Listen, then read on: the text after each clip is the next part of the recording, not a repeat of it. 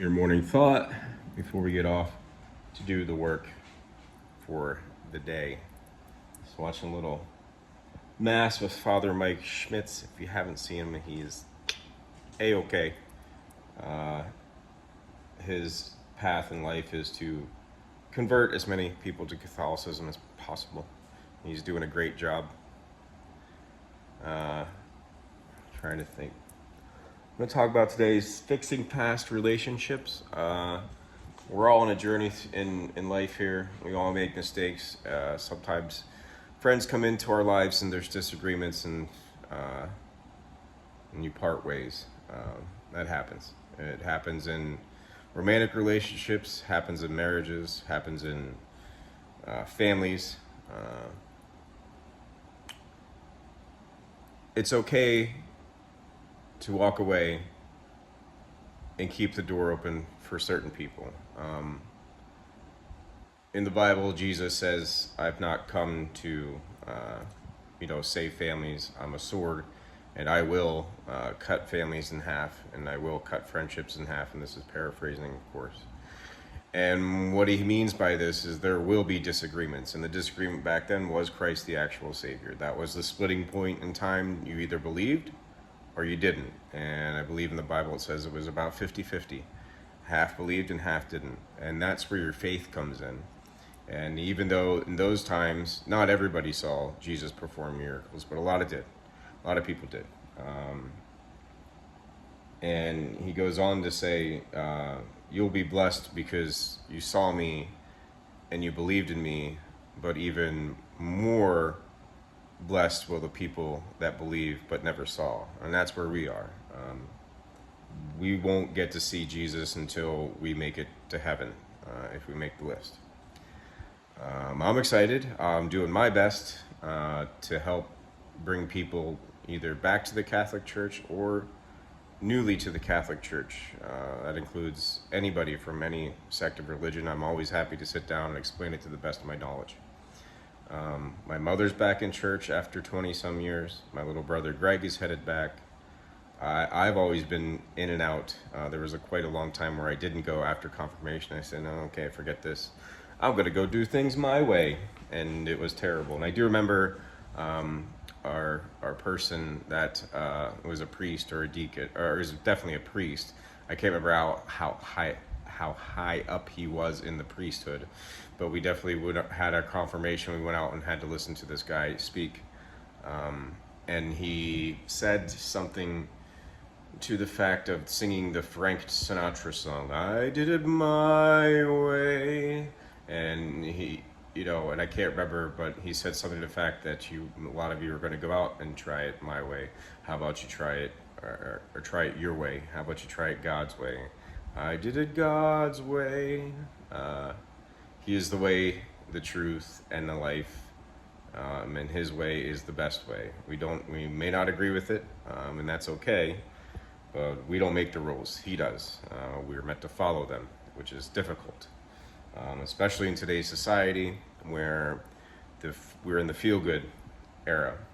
We're in the feelings era. We go by our feelings and what feels right. And what feels right isn't always right. Most of the time, it's not right.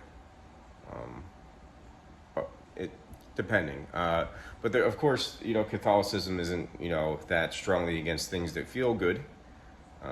But it's moderation and also in a safe type of environment that we should do these things. And we should always put God at the head of everything that we do. Always seek first the kingdom of heaven. Always. Oh, man.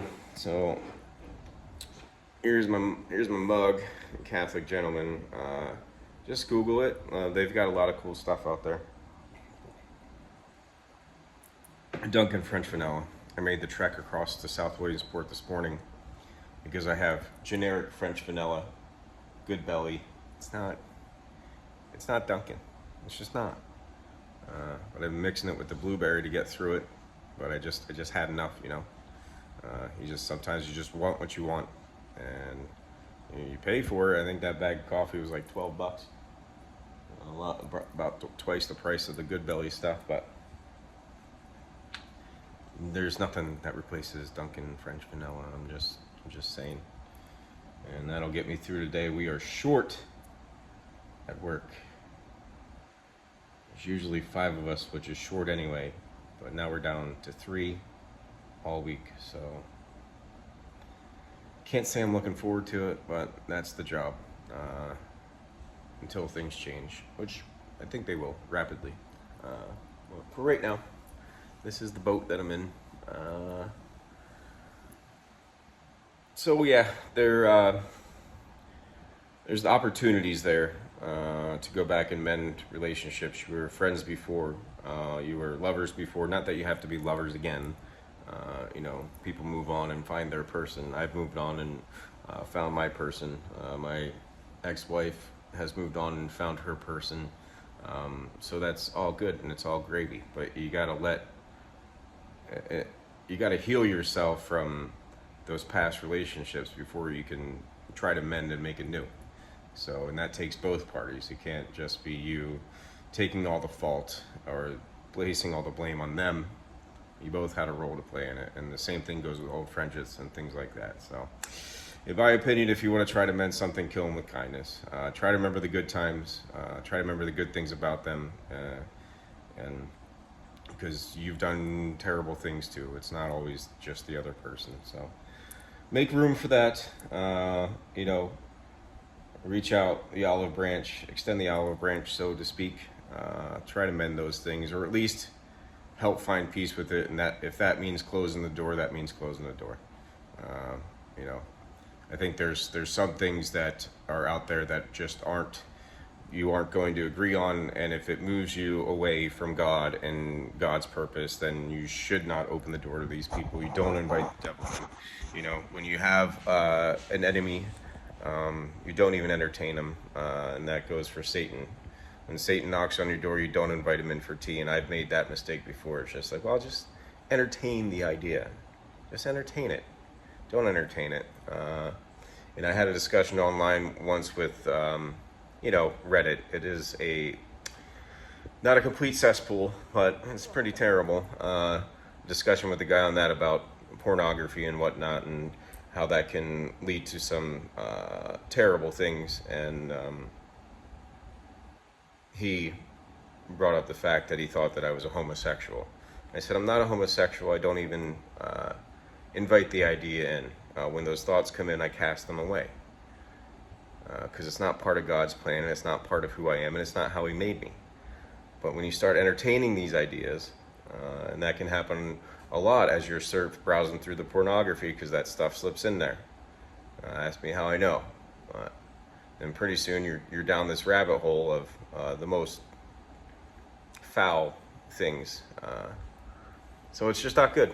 And it's best just to nip it. I won't go too much further into that. It's going to be a busy day. I've got the sourdough project started. I got to make that into a loaf and get that done today. That's my project for the bread stuff. Working on a menu for the dugout. Need to put a resume together, chef's resume together. Need to finish. We went to Mom's over the weekend, so need to finish. I had to take all my suits out. There's some that's going to need pressed.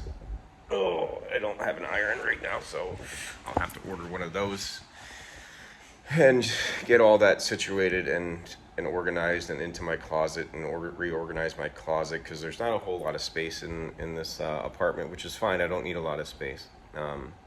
So I need to get all that done. But I did get this hung up. I'm really happy with that. It's Philadelphia City of Brotherly Love. And then my picture from Billy and Jenna. When I DJ'd their wedding, they were kind enough to give me the poster of Tom Waits. That's who that is. And I framed it. That's it for today. May the Lord keep you and bless you. And may his peace be with you always. Bye.